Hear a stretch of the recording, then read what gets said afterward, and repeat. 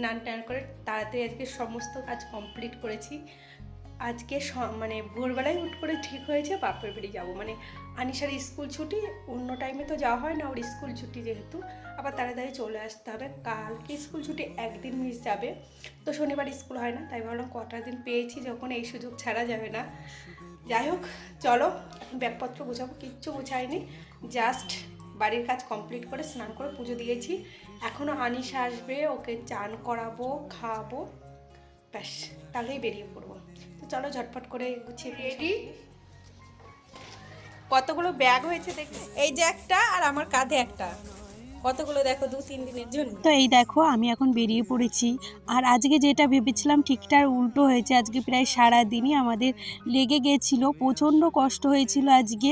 মানে ট্রেন না উল্টো পাল্টা হয়ে গেছে। যদি আমরা 12:30টার ট্রেনটা ধরতে পারতাম তাহলে ওই 2-2:30টার ভিতর বাড়ি ঢুকতে পারতাম, কিন্তু ওই যে এইখানে এসেই আমরা প্রায় আধ ঘন্টার বেশি বসেছিলাম। তারপরে যে বর্ধমান নেমে গেছি, আর এতটা ভিড় ছিল আজকে ট্রেনে, ভিডিও যে অন করব সেটাই ভুলে গেছিলাম, মানে এত কষ্ট হচ্ছিল। আর এইখানে খাবার দেখে আমার মেয়ের তো আর লোভ সামলাতে পারছে না আর কি, ও পিৎজা খাবে। এখানে পিৎজাটা এতটা খারাপ ছিল কি বলবো, কিন্তু আমার মেয়ে এত ভালো খেয়েছে, আমরা সবাই একটু করে নিয়ে আর খেতে পারিনি। ভালো না, এটা একদম বাজে। আমার ভালো লেগেছে। ওর ভালো লেগেছে।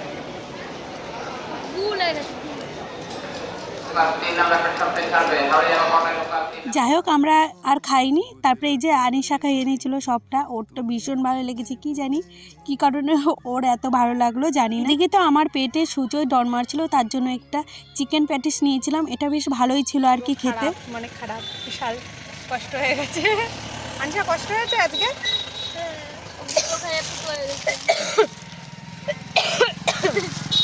ফোনে চার্জ নেই, অফ হয়ে যাবে। কি অবস্থা দেখো, মুখ চোখে বল কেমন খেয়েছিস বল। যাই হোক সেই খেয়েছি কুতুটা। গুতো খেয়েছে আনিশা একটা।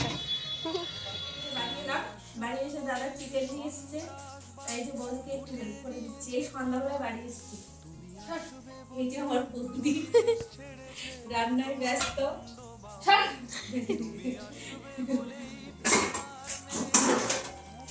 এই যে চিকেন খাবে চলে আসবে, ওই দিয়ে আদায় তো রসুন তো দিলাম না, এটা আলু দেবো। আর আজকে রাতে বেগুন ভাজা হয়েছিল, আর বেগুনগুলো সত্যি এত ভালো ছিল, বেগুনগুলো দেখেই খেতে ইচ্ছা করছিল। কিন্তু আজকে মাংস হয়েছে বলে আমি আর অন্য কিছু খাইনি। আর সন্ধ্যাবেলা আসার পরপরই না একদম ভালো লাগছিল না শরীরটা, তখন আর ভিডিও অন করিনি। আর ফোনটাও চার্জ ছিল না। বাড়ি এসেছি একদিন হয়েছে, কালকে কোনো ভিডিও পোস্ট করিনি। বাপের বাড়ি আসলে টাইম যে কি করে চলে যায়, সারাদিন শুয়ে বসে চলে যায়, না কোনো ভিডিও করি না ইচ্ছা করে, মানে কি করে যে টাইম চলে যায়। শ্বশুরবাড়ি থাকলে হাজারো কাজের মধ্যে দিয়ে ঠিক ভিডিও এডিটিং করে দিয়ে দিই, কিন্তু এই বাপের বাড়ি এসে শরীরে কি হয় ভগবান জানে, না কোনো কাজ করি না কিছু করি।